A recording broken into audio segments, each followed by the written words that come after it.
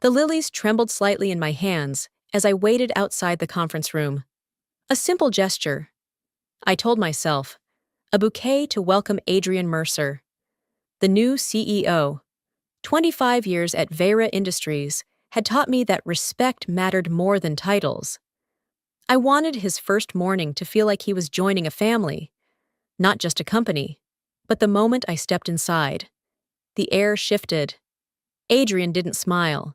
He didn't glance at the flowers. Instead, he adjusted his tie and said with a clarity that pierced the room, "Celine Ward, your time here is over."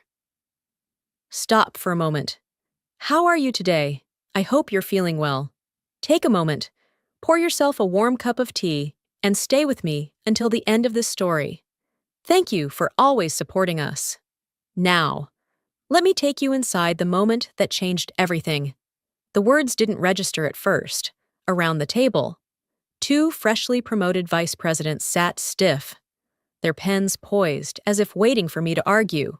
I looked at Adrian, waiting for the hint of a smirk.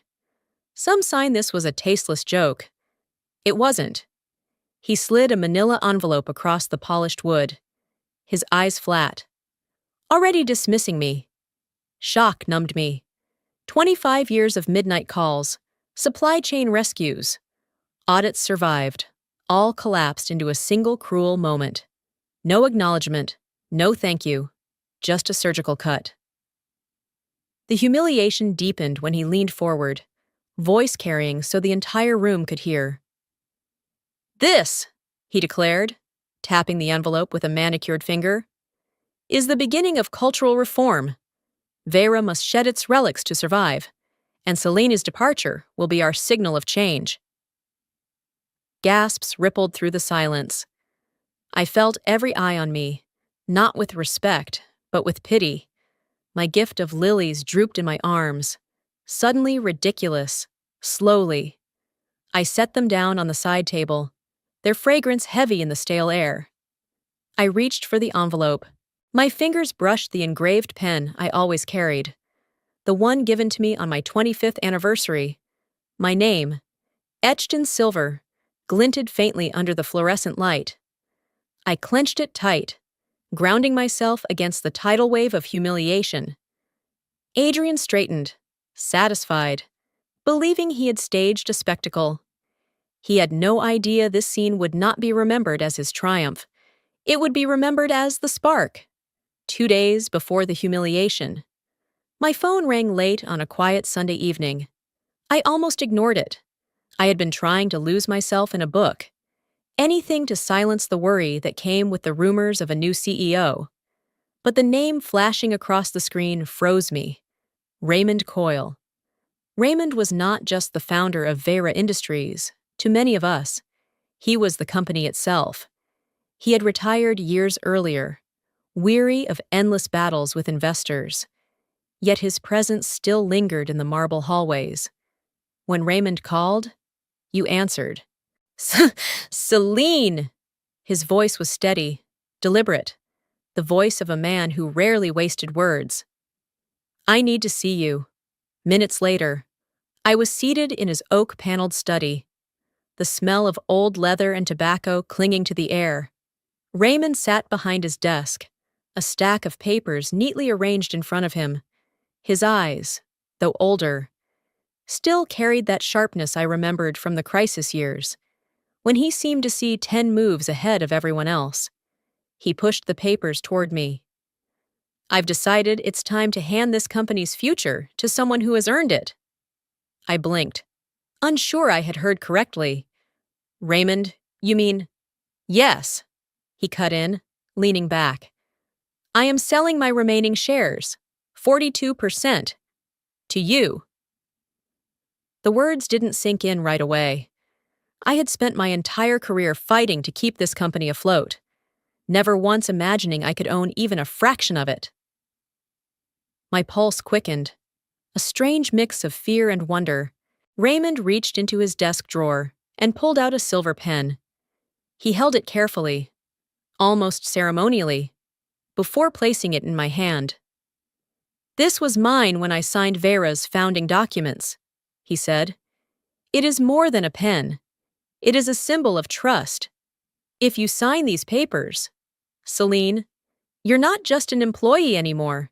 You're the guardian of what this company stands for. I stared at the pen, its weight pressing into my palm. My name would be written into the company's foundation, not as a caretaker, but as an owner. Why me? I asked softly. Because, Raymond replied, his tone low and measured. I've watched the board circle like vultures. I know who is loyal to Vera and who is loyal only to themselves. You've sacrificed more than anyone, sometimes too much, and I trust that loyalty. My throat tightened. Hope bloomed in a place that had been dark for too long. Yet as I signed my name, the silver pen gliding across the page, Raymond's gaze hardened. One more thing, he said. We will keep this quiet for now. I want to see who reveals their true nature when they believe you have no power. Their arrogance will expose them, and when the time comes, you will not just defend yourself, you will decide the future of this company. 2 days later, Adrian Mercer would walk into Vera thinking he was in control. He had no idea that the signature already written in silver ink had made him the intruder. I returned to my office the morning after Adrian's announcement. Carrying an empty box instead of the lilies, the walk down the corridor felt longer than usual, the weight of silence pressing from every direction. Conversations stopped when I passed, not out of malice, but from the awkward sorrow that comes when people know they are witnessing something unjust and can do nothing to stop it. Inside my office, the blinds were half drawn, casting pale lines of light across the familiar desk where I had spent most of my adult life. I set the box down and began to gather my things. Framed photographs, worn binders of crisis reports, the coffee mug chipped on one side but precious because it had seen me through countless overnight shifts. Through the glass walls, I caught glimpses of my colleagues. Some tried to look away quickly. Others didn't bother hiding the sadness in their eyes. I recognized that look. It was pity mixed with helplessness. The kind of expression I had once seen on dock workers when a shipment went under inspection, knowing no amount of effort could reverse the delay. As I folded a jacket that had hung on the back of my chair for years, memories pressed in. Nights spent alone in airports, sleeping upright in plastic chairs while waiting for customs officials. Dawn phone calls to reroute trucks after a driver strike, and the memory that still ached most. The day my father was buried. I could see it clearly, standing in the war room of the operations center. Maps and red markers covering the walls. A storm had shut down shipping lanes, threatening to destroy a multi-million-dollar delivery. I stayed, directing logistics like a general at war, convincing myself that saving the company justified missing the funeral. I never forgave myself for that choice, but I wore it quietly, a scar invisible to everyone but me. Now, looking at the faces outside my office, I wondered if anyone truly knew the cost. The boardroom could erase me with a single letter. Yet the sacrifices I carried were carved into me permanently. Oddly, there was pride in that thought. My name might not be on the building, but its foundation was built with pieces of my life. I slid the last folder into the box and paused. My phone buzzed. A message flashed across the screen from Daniel Harper, one of the longest-serving managers in supply chain, a man who had weathered every storm at my side. His words were simple. No one here has forgotten you. Celine, not now, not ever. The quiet pride swelled in me, dulling the sting of humiliation. Nostalgia wrapped itself around the moment like a bittersweet cloak. I wasn't leaving empty-handed. I was leaving with the knowledge that my sacrifices had been seen, remembered, and respected by those who mattered most. By Thursday morning, the walls of Vera were already echoing with a new rhythm, a colder one. I wasn't in the executive conference room, but word travels fast in corporate hallways. Adrian Mercer was holding his first full meeting with the senior leadership team, and his performance was designed to leave a mark. I heard later from one of my colleagues that he strode into the room as if he owned not just the company, but everyone sitting around that long glass table. He wasted no time on courtesy. "We're no longer in the era of sentiment," he began, pacing deliberately, his voice sharp enough to slice through hesitation. "This company has carried too much old infrastructure for too long." The phrase stung even when it reached me secondhand. Old infrastructure.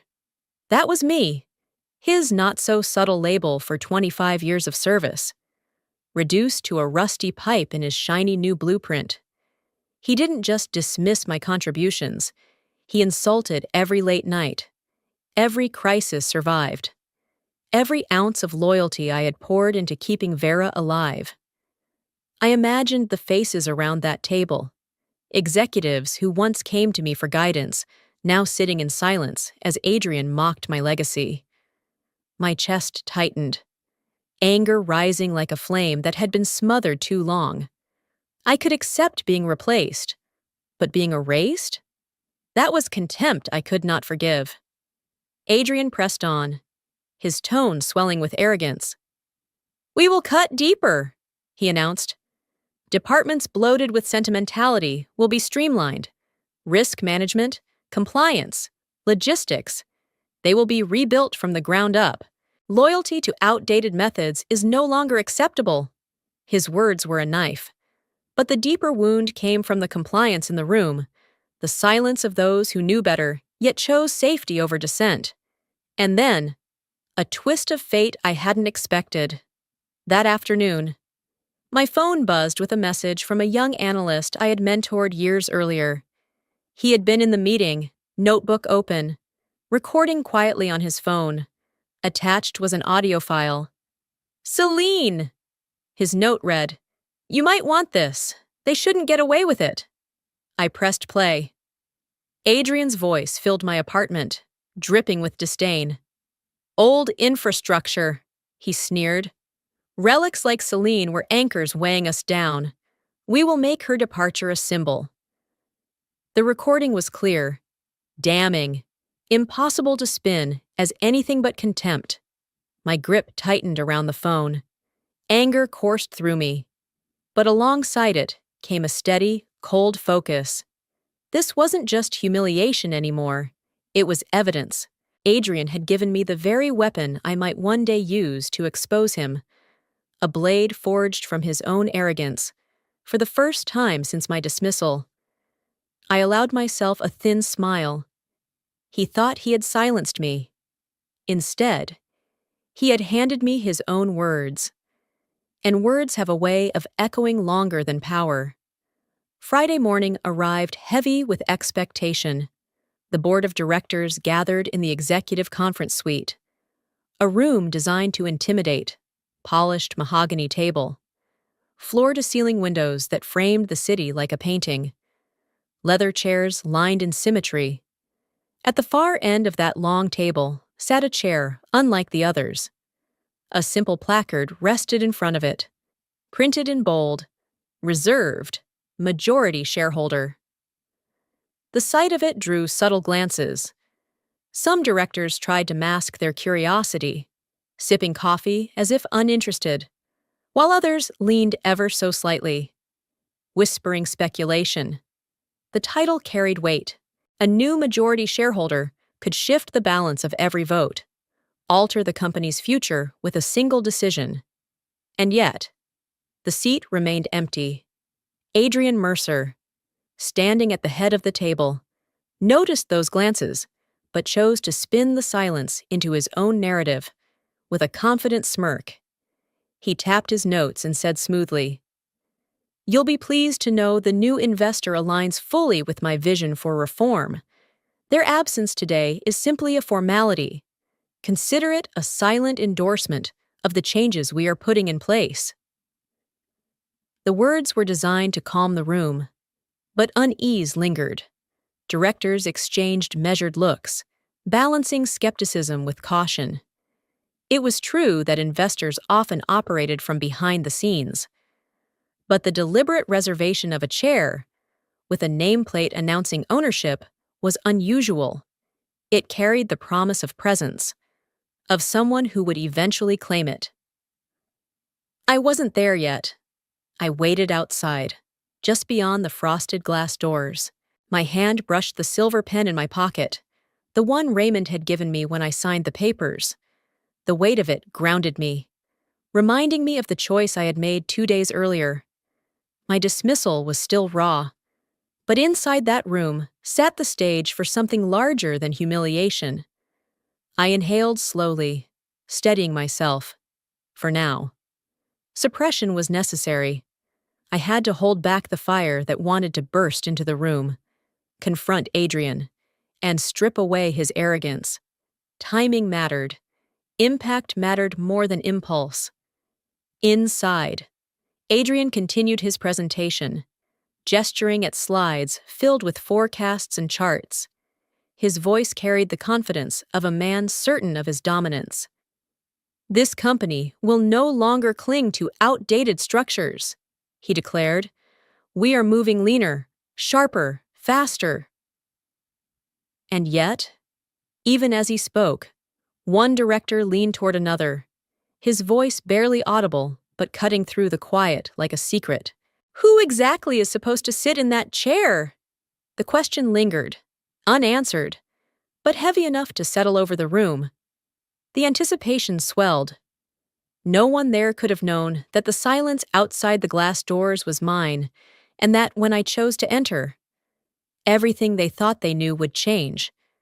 The air outside the boardroom felt colder than the air inside. I stood in the hallway, my heels planted firmly on the marble floor. The silver pen clutched in my hand. The weight of it was steady, almost reassuring. Yet my pulse betrayed me, beating a little too fast, as if it knew what was about to unfold. Behind the frosted glass doors, muffled voices rose and fell. The board was settling in, and Adrian Mercer's voice was the loudest of all. "Today marks the beginning of a new era for Vera Industries," he boomed. I could hear the cadence even through the barrier, a salesman's rhythm practiced to sound like inevitability. "We're restructuring top to bottom. Dead weight will be trimmed. Inefficiencies eliminated. We're no longer bound by the past." His confidence bled through the walls, a sound as sharp as glass. Inside, directors nodded, or at least pretended to. They had learned quickly that Adrian rewarded visible allegiance. I adjusted my grip on the pen. Raymond had pressed it into my hand only days earlier, his eyes steady, his voice low. "This is more than ink, Celine. It's a promise." The memory steadied me. Still, I could feel tension rising like static along my skin. Timing was everything. I couldn't step inside too soon. From my vantage point, I could see the secretary pacing back and forth, shuffling papers with nervous energy. She carried a folder thick with documents, new filings, I guessed. Her eyes darted toward the glass doors, then to her phone, then back to the folder as though something weighed on her. When Adrian paused for a sip of water, the secretary slipped inside, handing him the folder with a whisper that wasn't as quiet as she intended. The ownership filings were updated this morning. I watched through the frosted glass as Adrian's posture stiffened for half a second, the rhythm of his presentation faltering. His hand hesitated on the folder, eyes scanning the first page. For a brief moment, unease flashed across his face, the mask cracking, but then he snapped the folder shut and forced a grin.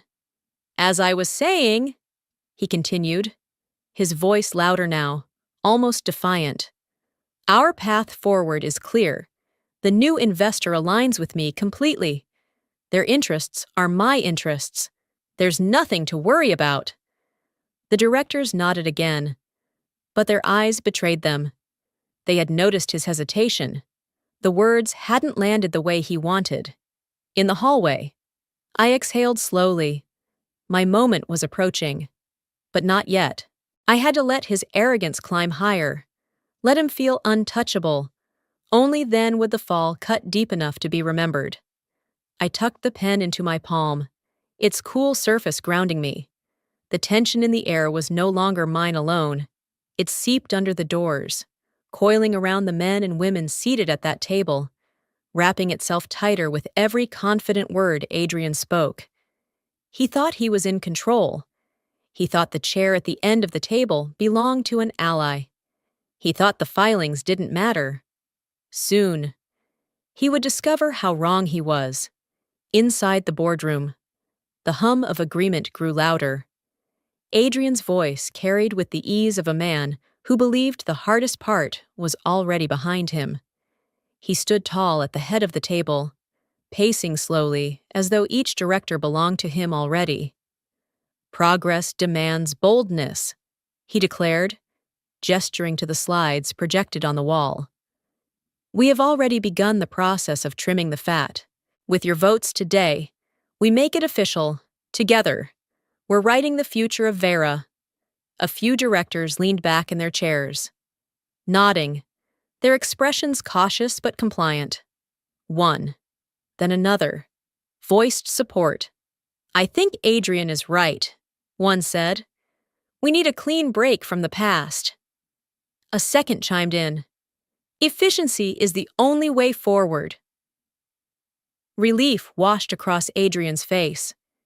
The tightness in his shoulders softened, and his stride became almost triumphant. For the first time that morning, he allowed himself the smile of a man who believed victory was his. From the hallway, I watched the silhouettes shifting through the frosted glass. The cadence of voices inside told me enough. Adrian had swayed them. My chest tightened. Each passing second felt like sand slipping too quickly through the hourglass. Maybe I'm too late, I thought. Maybe signing those papers, gripping Raymond's silver pen with trembling hands, had been nothing more than a symbolic gesture. Perhaps the company was already lost to Adrian's arrogance and the board's willingness to bend under it. My fingers clenched the pen in my pocket, its smooth surface digging into my skin. Doubt pressed heavy against my ribs. I imagined the directors raising their hands in agreement, Adrian gathering the votes he needed, the legacy I had fought for sealed under his careless leadership.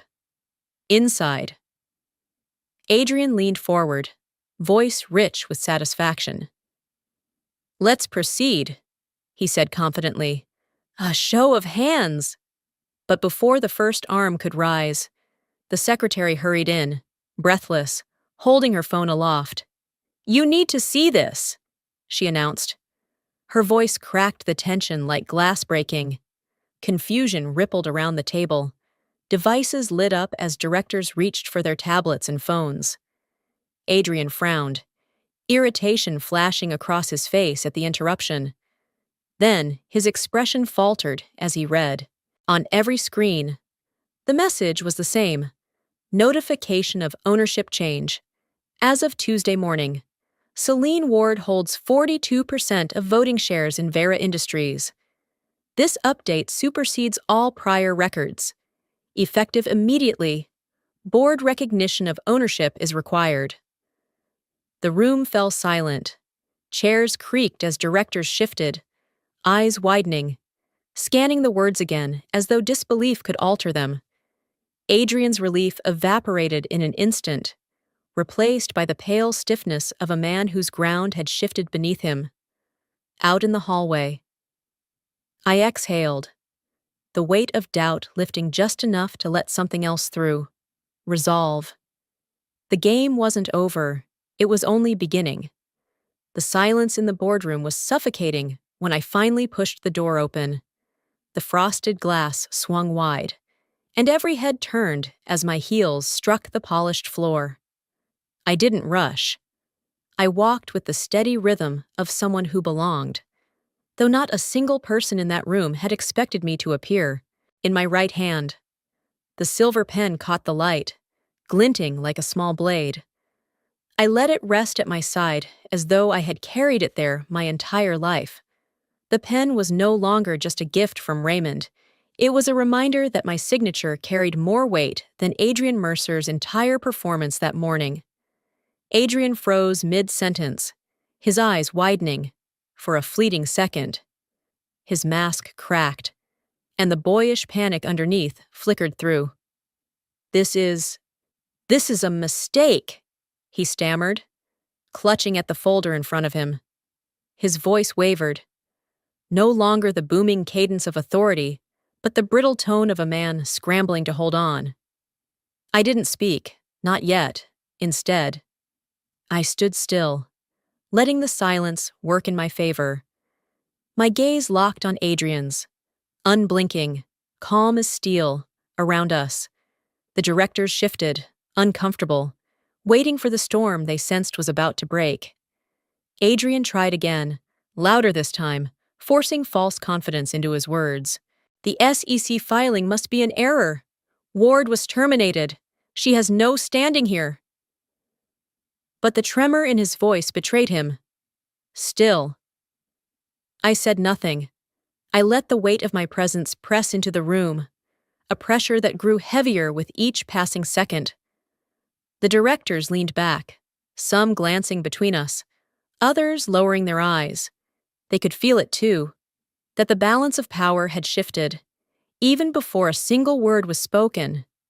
Finally, I took one slow step forward. The pen glinted again. I didn't raise it, didn't brandish it. I simply held it, steady. The way you hold a truth no one else can deny. I stopped halfway to the empty chair marked Majority Shareholder. I didn't sit. Instead, I stood beside it, silent, my eyes never leaving Adrian. The effect was immediate. His face paled, and his words collapsed into nervous muttering. He gripped the table as though it might steady him, but the room had already turned. Every eye was on me now, waiting, not for him, but for me. And still, I waited.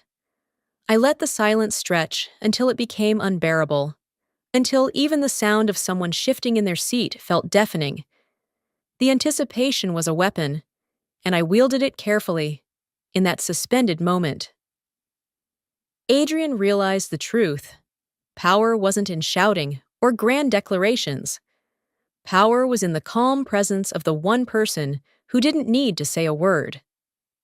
At last, I lowered myself into the chair at the far end of the table, the one reserved for the majority shareholder.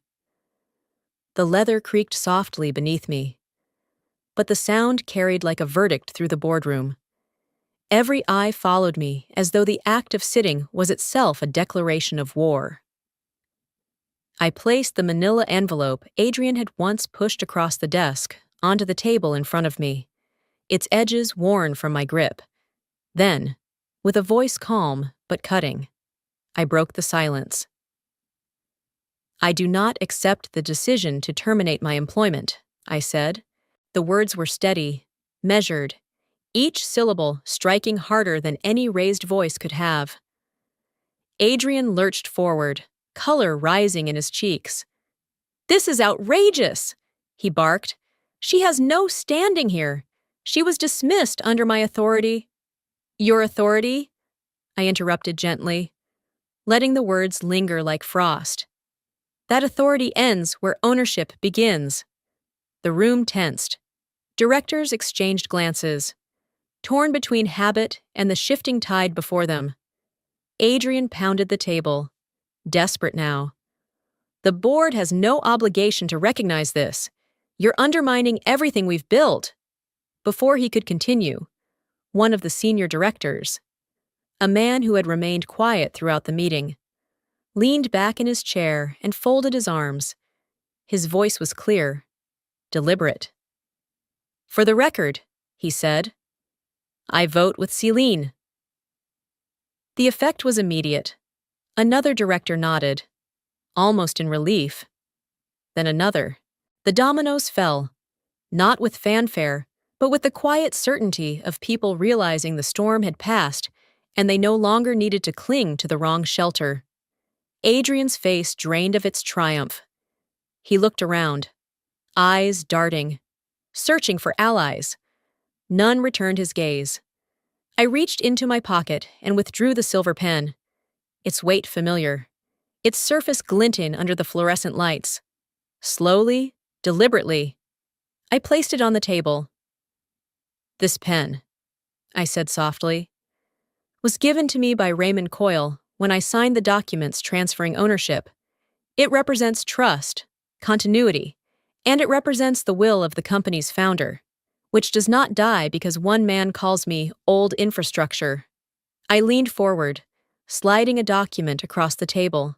With a smooth motion, I signed my name, the pen scratching against paper, like the closing of a circle. The sound was soft, but in that room, it was louder than any gavel. For the first time in days, I felt the weight in my chest lift. Liberation came not with shouting or revenge, but with the quiet satisfaction of balance restored. I hadn't just defended myself, I had claimed what was mine. Adrian sank back into his chair. Defeated. The board no longer looked at him. Their eyes were on me. The room held its breath as I finished signing the document. The silver pen rested in my hand for a moment longer before I set it down with finality. Then I looked straight at Adrian, who sat pale and cornered at the other end of the table. "From this moment forward," I said evenly, "you will report directly to me." A ripple spread through the boardroom. Some directors sat straighter. Others exchanged looks of visible relief. The tension that had pressed down on the room for days finally broke. One director exhaled so heavily it almost sounded like a laugh. Another began to clap. And soon, a handful joined. Hesitant at first, then firm. The sound echoed off the walls. Not thunderous applause, but the kind that spoke of people grateful to see justice restored. Adrian's jaw tightened, but he no longer protested. The weight of silence around him made it clear he was finished. I picked up the silver pen again, holding it between my fingers as the light glinted off its engraved surface. A small smile curved across my lips. "This company doesn't need showmen," I said softly, letting the words hang in the air. "It needs guardians." The board nodded, the meaning settling into their bones. For them, it was closure. For me, it was triumph, not loud or vengeful, but steady, undeniable, and just. As I gathered my papers, the pen slid easily back into my pocket, right where it belonged. Liberation wasn't about erasing the past. It was about proving that sacrifice still mattered, that loyalty wasn't a relic, and that integrity could outlast arrogance. For the first time in a long while, I walked out of a boardroom not as an employee, not as a scapegoat, but as the rightful steward of what I had built. And the look on Adrian's face, that hollow recognition of defeat, was more satisfying than any speech I could have made. Sometimes justice doesn't roar. It arrives quietly, with calm hands and steady resolve. Thank you for listening to my story. I hope you're taking care of yourself today. Share your thoughts with me in the comments. I'd love to know how this story made you feel. And if it resonated, please like, share, and subscribe so we can keep bringing you more stories of justice and resilience. I never thought the breaking point would come with a coffee machine. 20 years of running operations, holding the company together with binders, spreadsheets, and late nights. And there I was, crouched in the corner of the break room, prying dried Colombian roast out of a plastic pipe like some underpaid handyman, not because it was my job. God. No. But because the new HR girl, whose greatest achievement so far had been accidentally CCing her Chipotle lunch order to the entire company, couldn't figure out how to unclog a K-cup chute. And before I take you deeper into what happened next, let me pause for just a second to check in with you. How are you doing today? Have you had your coffee yet? Or maybe tea if that's your thing? Tell me where you're watching from. If you enjoy stories like this, a quick tap on that like button or hitting subscribe makes a world of difference. All right, Let's get back to that break room. Because that one small moment with a coffee machine was the first crack in a much bigger story. I was still in the same gray blazer I'd worn for years. One of those $30 specials that never quite fit right, but looked respectable enough. My knees ached as I worked, but I kept at it. That was who I had always been, the one who fixed things, quietly and without complaint. The one people turned to when the system jammed, the contract didn't balance, or the process threatened to collapse. I had been there since the company was 4 desks shoved into a strip mall next to a shuttered laser tag arena. Back then, I did everything: payroll, vendor contracts, onboarding new hires, while making sure the lights stayed on and the rent got paid. That history didn't matter to Gavin Thorne, the new CEO, fresh from some business school echo chamber. Strolled past me with his Bluetooth headset dangling like a badge of importance. He looked me up and down as if I were invisible, then muttered under his breath, "Can't facilities handle that?" The words weren't directed to me. Not really. They were tossed out like cigarette ash, casual and cutting. I didn't look up. I didn't answer. If I had, I might have flung the entire coffee pod at the patch of beard he thought made him look sophisticated. Instead, I swallowed the sting, pressed the plastic pipe back into place, and let the humiliation settle in my chest like heavy sludge. Gavin strutted on, slick hair, slicker shoes, the embodiment of confidence without substance. And me? I stayed on the floor, silent, steady, pretending not to notice the way the balance of power had shifted. I didn't know it then, but that offhand remark, those 5 careless words, were the first crack in the dam. The quiet humiliation I absorbed that morning would be the very thing that set everything else in motion. When I think back on the early years, it almost feels like a different lifetime. Long before sleek offices and glossy press releases, we were crammed into a rented space in a strip mall wedged between a failing nail salon and a shuttered laser tag arena. The carpet smelled faintly of mildew, the walls were beige and peeling, and the heating system rattled like an old truck engine every time it kicked on.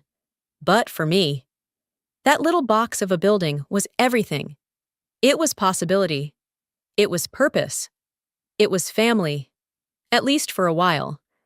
I wore more hats than anyone should reasonably wear in a day. Operations manager, payroll clerk, HR rep, vendor negotiator, I played them all. In the mornings, I'd be making sure the coffee arrived on time and the printers didn't jam. By lunch, I'd be reviewing vendor contracts and chasing down late invoices. By evening, I was onboarding new hires, walking them through forms and software like they were my own kids heading off to school. Every detail mattered, because if one piece fell through the cracks, the whole fragile structure could collapse. I didn't complain. I was proud of the work, proud that I could take something so small and keep it breathing long enough to grow. In 2002, after one especially brutal quarter, when I pulled payroll together single-handedly to avoid missing checks, the founders handed me a folder. Inside were stock option certificates, 50,000 shares of a company that most people thought would be dead within a year. They called it a token of gratitude, a way to say, "You've been here from the start, and we see you." I remember running my thumb over the cheap ballpoint signatures, the paper already beginning to yellow at the edges. Most of the early team laughed them off. Some cashed out as soon as the market gave them a chance, trading their paper for down payments or student loan relief. Who could blame them? None of us thought those slips would ever mean much. Me, though, I tucked mine into a fireproof box I kept in my hall closet. The same box that held my expired passport and my ex-husband's old dental records. Out of sight, out of mind. Not because I was some visionary investor. Truthfully, I just forgot about them most days. Years rolled by, and those shares faded into the background of my life. They were never a bargaining chip in meetings, never a reason to brag. They were just there, quiet, unremarkable, gathering dust like the old staplers we never threw away. But sometimes, when I opened that fireproof box to stash tax returns or old photographs, I'd glance at them and feel a flicker of pride, proof that I had been there when the company was fragile, when no one believed it could last, proof that I mattered. I didn't realize it then, but what looked like scrap paper to most people was something else entirely. The shares weren't just sentimental leftovers from a bygone era. They were a fuse waiting to be lit. What the CEO later called worthless would become the single piece of paper that determined his fate. And mine. There's a particular kind of loneliness that sets in when you're erased while still sitting at your desk. I felt it creeping up on me in small humiliations, the kind that don't leave bruises but cut deeper than you'd expect. Gavin never once used my name correctly. The first week. I was Laura. The next. Linda? Then. Eventually. Nothing at all. Just a wave of his hand when something broke.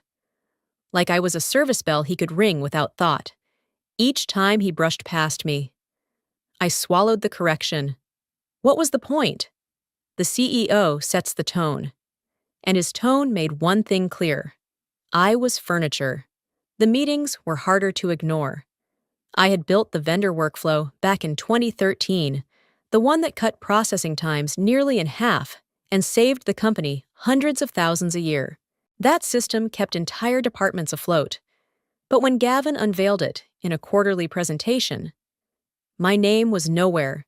His slides were polished, the fonts modern, and every bullet point landed with the confidence of a man borrowing someone else's brilliance. My work, my late nights, my problem-solving, all reduced to a soundbite under his smirk. People clapped. I stayed quiet, clapping too, because that's what survival looked like. Then came the morning when my erasure became official. I was sipping stale coffee at my desk when the company newsletter pinged into my inbox. Strategic Evolution, Preparing for Our Next Chapter. That was the headline. The body of the article buzzed with PR language. Innovation, synergy, unlocking new horizons. The words blurred, but the number cut through. $150 million merger in the works. A deal that would reshape everything. I scrolled. Scanning for my name. Nothing. I searched the fine print. Nothing. Just a single, cold sentence buried halfway down the page. Operational responsibilities previously held by Lucina Hayes will be consolidated under the incoming COO. No thank you, no acknowledgement, just a neat line, striking me out like I had never existed. I sat there, the chatter of the office around me muffled like someone had stuffed cotton in my ears. My hands shook slightly, though I pressed them flat against the desk to hide it. I wasn't angry, not yet. Anger burns hot and bright. What I felt was heavier, a quiet, suffocating weight pressing into my chest. 20 years, reduced to one sentence in a newsletter. The irony wasn't lost on me. I was still breathing, still working, still showing up every day. But on paper, I was already gone. Gavin had killed my career in silence. On a document most employees would skim and delete. I wasn't terminated, not officially, but in every way that mattered. I had already been erased. That was the twist I hadn't expected. You can die on the page long before anyone tells you you're dead. And I realized, sitting there with stale coffee in hand, that my fight for survival had already begun. The invitation hit my inbox at 4:58 p.m. On a Friday, no agenda, no subject line beyond quick alignment chat. Everyone in corporate knows what that means. I almost didn't go. I could have walked straight to the parking garage, driven home, and let them stew in their own pretense. But after 20 years of showing up, through snowstorms, flu seasons, and server meltdowns, I still had the reflex, the good soldier twitch. So I walked into conference room B. Gavin was already there, lounging back like a villain in a second-rate drama.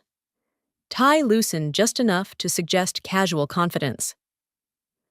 Across the table sat Jenna from HR, clutching a manila folder as though it contained radioactive material. She smiled with that brittle, overly rehearsed expression HR people practice in mirrors. I didn't sit. Gavin gestured like he was doing me a favor. Lucina, he said, mispronouncing it again, dragging the vowels like he had all the time in the world. We really appreciate everything you've done for the company. 2 decades. That's a hell of a run. Jenna slid the folder toward me, her hand trembling slightly. Inside was the boilerplate, a termination letter, an NDA, a severance package breakdown, even the obligatory Cobra pamphlet, but tucked between the pages, folded in as if it belonged, was a waiver, a shareholder rights waiver. I picked it up. My pulse quickened, but I kept my face neutral. Gavin leaned forward, smirking, his tone syrupy. Those 50,000 shares? He gave a small laugh. Wouldn't buy you lunch after the merger closes. We're doing you a favor by cashing you out at all. Sign it, and you can walk away clean. He expected outrage. He expected tears or bargaining, instead. I let the silence expand until it became its own kind of pressure. My eyes scanned the document, tracing the dense legal jargon. There it was, an unusual clause, buried deep enough that most people would skim past it. Not casual, not symbolic. Something they wanted badly, dressed up to look like routine paperwork. I set the pen down neatly on the table. This isn't standard, I said quietly. My voice was flat, steady, the kind of tone I had once used to renegotiate vendor contracts when the other side thought they could corner me. Legal insists, Gavin replied with a shrug. Clean exits make for clean transitions. He smiled. Wolfish. It's just a formality, nothing to lose sleep over. I closed the folder, slid it back across the table. I'll need time to review, with counsel. Jenna's smile cracked like glass. Gavin's eyes flicked sideways, searching for a teleprompter that wasn't there. He cleared his throat. You're not disputing the terms, are you? I'm not discussing them at all, I answered. Then I stood, adjusted my blazer, and walked out without looking back. No tears, no raised voice, just exit, stage left. By the time I hit the parking garage, the numbness had burned off, replaced by something sharper. Suspicion, instinct. Because when a man like Gavin says something is just symbolic, it's never symbolic. It's critical. And now I knew exactly where to start digging. When I got home that night, I didn't reach for a glass of wine or collapse onto the couch like part of me wanted to. Instead, I went straight to the hall closet. The fireproof box had sat there for years, wedged between old tax folders and a broken umbrella. The clasp stuck the way it always did, squealing like a protest as I pried it open. Inside lay the artifacts of a career that had consumed most of my adult life. Yellowing stock certificates, paper memos, and printouts from an era when cloud storage was still a joke about the weather. I pulled everything out, spreading the papers across my dining table. Dust clung to my fingers. There were the original certificates from 2002, 50,000 shares in neat block lettering, signed with the cheap ink of founders who probably didn't believe the company would survive its first year. There were copies of board minutes, policy revisions, vendor contracts, all the receipts I had kept because something in me always whispered that documentation was a quiet woman's armor. Then my eyes landed on a folder marked Q2 2006. Board Addendum. My stomach tightened as I flipped it open. The amendment spelled out protections for minority shareholders, veto authority if their combined voting bloc crossed a set threshold. I remembered that meeting. The CFO back then had pushed for it, terrified of hostile takeovers. At the time, I barely listened. I was too busy running payroll and explaining to a new hire how to log into the system. But the clause was real, signed, notarized, and never revoked. I leaned back, exhaling slowly. Gavin's waiver wasn't random legal fluff. He wanted me to sign away rights that still mattered, rights that could stop his precious merger dead in its tracks. Suspicion that had been gnawing at me since the conference room now solidified into clarity. He hadn't underestimated me by accident. He had tried to erase me before I realized what I held. As I shuffled the stack, a card slipped loose. A birthday card. My son's 7th. The year I missed his party because I was stuck at the office managing a system crash. His crooked handwriting scrawled, "Happy birthday, Mom! We saved you cake." My throat tightened. The sacrifices weren't abstract. They were right there. Ink on paper. Little reminders of what I had given up while keeping the company alive. For the first time in days. Anger gave way to something steadier. Determination. I took out a notepad. Scribbling numbers, dilution percentages, expiring proxies. The early employees who had sold or walked away. The math was brutal, but the answer was clear. My 50,000 shares weren't dust. They were enough. Enough to qualify as a blocker. Enough to veto any merger Gavin tried to push through. I stared at the table, papers scattered like battle plans, and felt something shift inside me.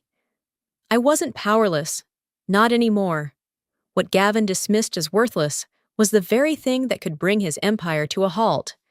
The first email came Monday morning at 9:03 a.m., bright and cheery, as if it were offering me a coupon code instead of marching orders. Gentle reminder, please finalize your exit paperwork to ensure a smooth transition. Attached was the same waiver I had already refused to sign in person. I deleted it without a second thought. By 11.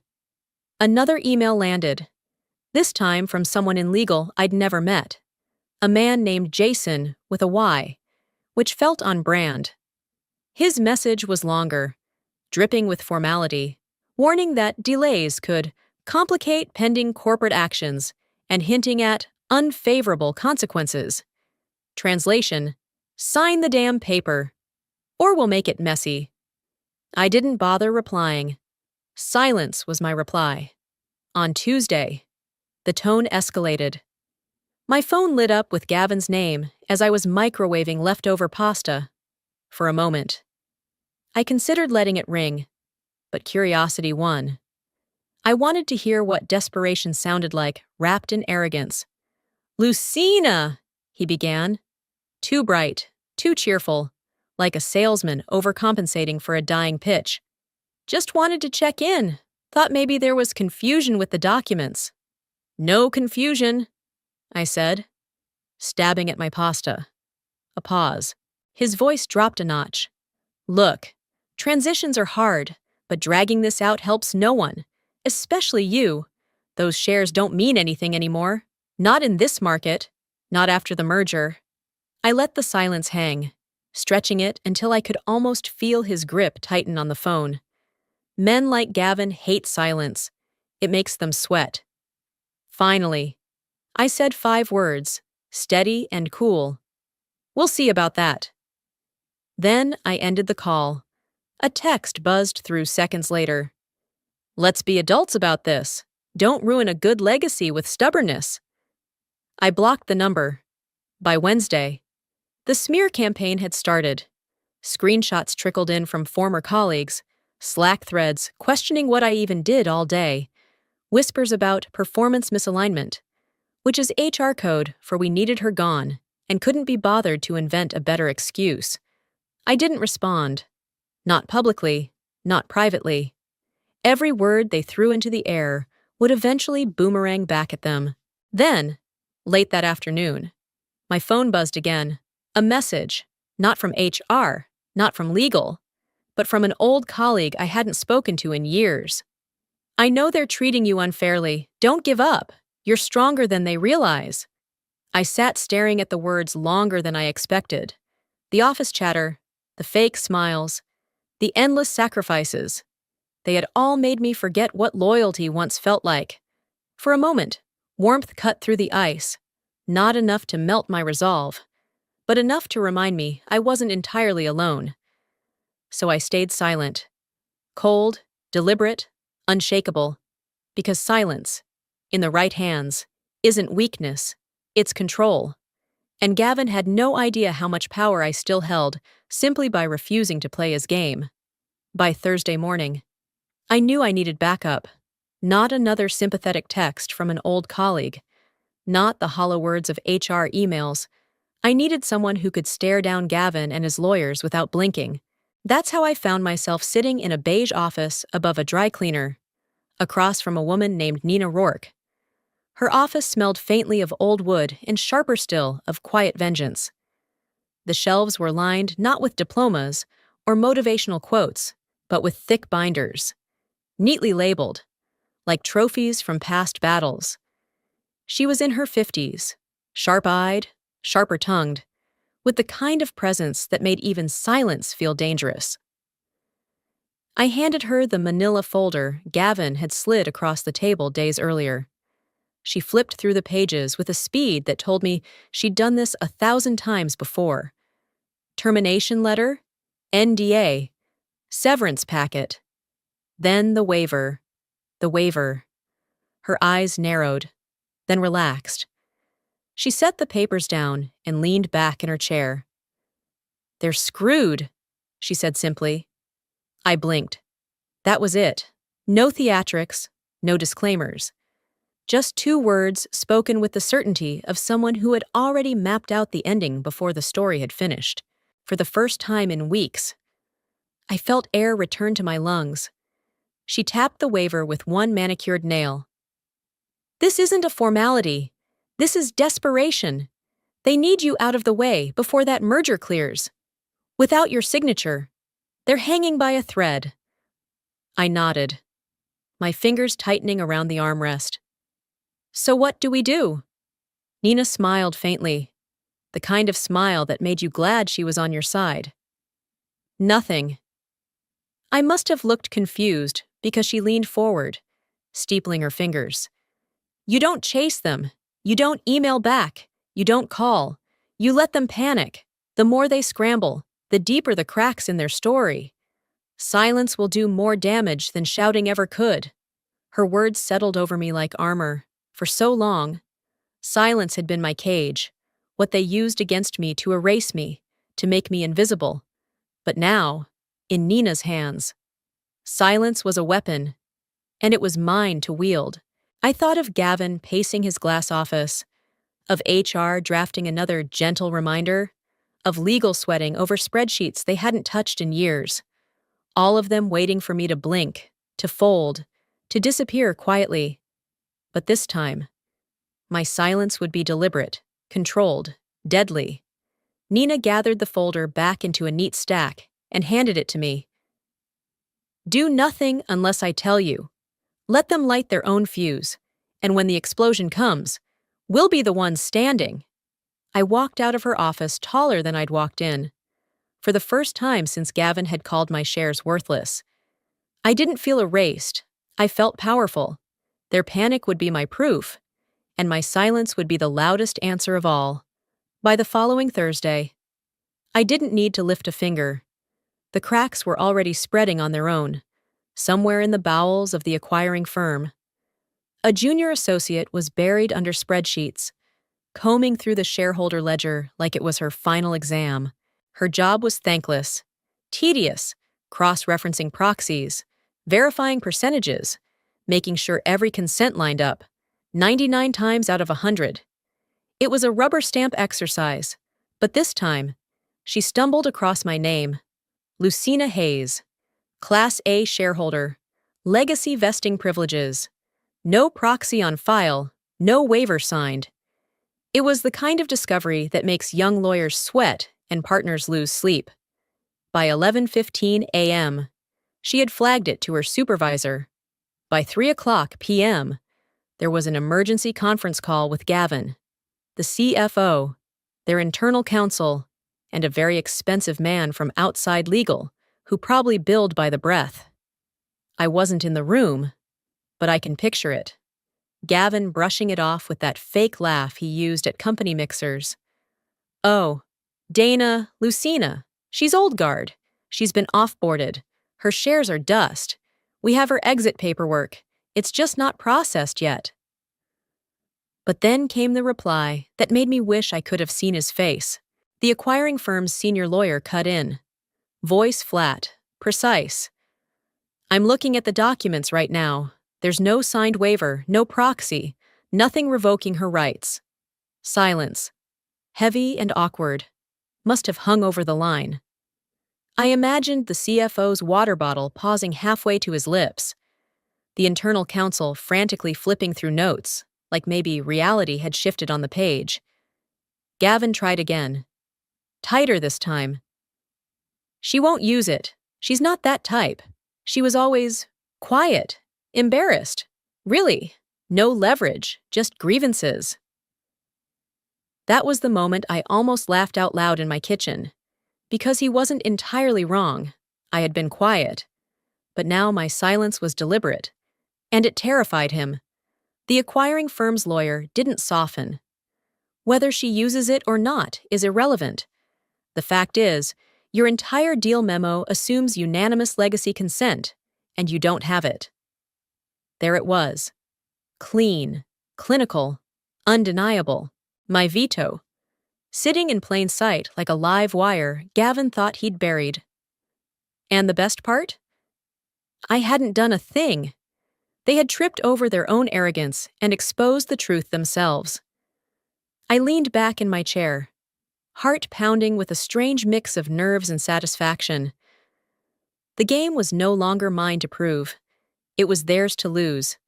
And they were losing beautifully. At exactly 9 o'clock, Nina and I stepped into the largest conference room in the building, the one with the skyline view and the walnut table polished to a shine that always smelled faintly of lemon and pretense. Gavin was already at the head, tie loosened just enough to suggest false confidence. The CFO sat stiffly beside him, and across the table. 2 representatives from the acquiring firm looked up as we entered. Their faces were unreadable, but their presence alone made the air heavier. Nina didn't waste time. She placed a slim black folder in front of the buyers, then stepped back, arms folded. Inside were the documents they hadn't expected to see. My original equity grants, the 2006 amendment, and the undeniable proof that I had never signed away my rights. One of the buyers flipped through, page by page, his expression sharpening with each turn. Finally, he looked directly at Gavin. You told us you had unanimous legacy consent. Gavin cleared his throat, forced a smile. She's residual, terminated. Those shares are meaningless. That's when the older representative leaned back, almost casually, and delivered the line that sliced the room open. You made her more powerful when you fired her. The silence that followed was surgical. Gavin blinked, lost, as if the floor had just given way. The lawyer beside him shuffled papers, but no alternate reality appeared. The man continued, voice calm, absolute. By removing her operational duties, you severed her fiduciary obligation. She no longer has to act in your company's best interest. She can act solely in her own. The words hit like a verdict. I felt the shift ripple through the room. For months, I had been erased, dismissed, reduced to a footnote. Now, every pair of eyes landed on me, not as an afterthought, but as the hinge on which 150 million now swung, for the first time. I didn't feel invisible. I felt inevitable. The boardroom had gone still, the weight of silence pressing against the walnut table. Papers sat in neat stacks, but the room felt anything but orderly. Everyone was waiting for me to speak. And for once, I didn't feel the need to rush. I let them lean forward, let them wonder what I would demand. And then I laid out my terms. First, I said, steady and clear, A revised payout structure for the legacy shareholders, the ones who kept faith when this company was barely breathing. They will not be erased. I saw the CFO flinch, as if he'd forgotten anyone outside the inner circle had ever mattered. Second, I continued, sliding a page across the table. The cancellation of Gavin's golden parachute. No bonuses, no consulting contract, no soft landing. He walks out with what he came in with, nothing more. Gavin's face reddened, his jaw tightening as he gripped the edge of the table. And third, I finished, a formal board statement acknowledging my contributions and making clear that my departure was not performance-based. You will not rewrite my story for your convenience. The buyers glanced at one another, then at the board chair. No one rushed to object. No one dared. Finally, the elder representative from the acquiring firm nodded. These terms are reasonable. Gavin exploded. You can't just cave to this. She's hijacking the deal. His voice cracked, desperate, the mask slipping, but it was already over. The board chair leaned back, eyes steady on him. It's this or nothing. Gavin. The decision was made. My conditions stood. And just like that, the power he thought he owned crumbled beneath him. His money, his status, his carefully scripted narrative, all gone. I gathered my folder, rose to my feet, and looked at him one last time. My voice was calm, almost gentle. You called my 50,000 shares worthless, but they're the reason you've been rendered useless. I walked out, leaving the skyline view and lemon polish behind. No applause, no dramatics, just the quiet victory of knowing I had not only protected myself, but also spoken for every forgotten name who had been erased before me. Sometimes the strongest revenge is not rage, but dignity. And now, I'll turn it to you. What would you have done in my place? Share your thoughts in the comments. I'd love to hear them. If this story resonated with you, tap like, share it with someone who needs the reminder. And don't forget to subscribe for more stories of resilience and justice.